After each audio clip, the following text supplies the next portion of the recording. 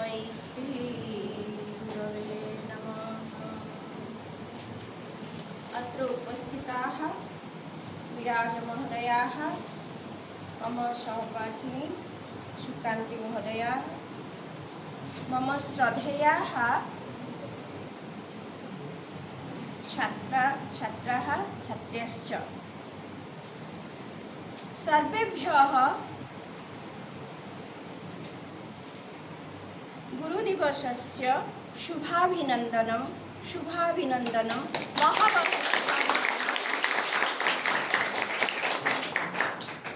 किं कथयिष्यामि, किं वदिष्यामि, भाषा न विद्यते मम कृते।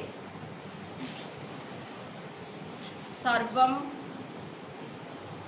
दृष्ट्वा मम हृदयः विदारितः भवति, आनन्देन न दुःखेन। अतः एतत् एवं वदिष्यामि, सर्वे सर्वदा आनन्देन तिष्ठतु।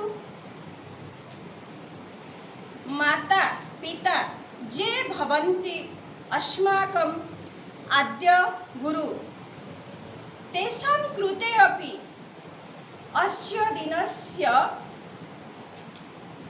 महत्त्वं वर्तते। ते प्रथम गुरु आद्य गुरु भवन्ति।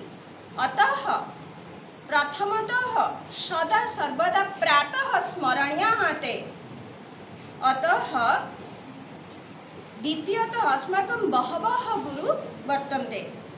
ततः अस्माकं विद्यादाता, दीक्षादाता, शिक्षादाता ये केऽपि, यस्मात्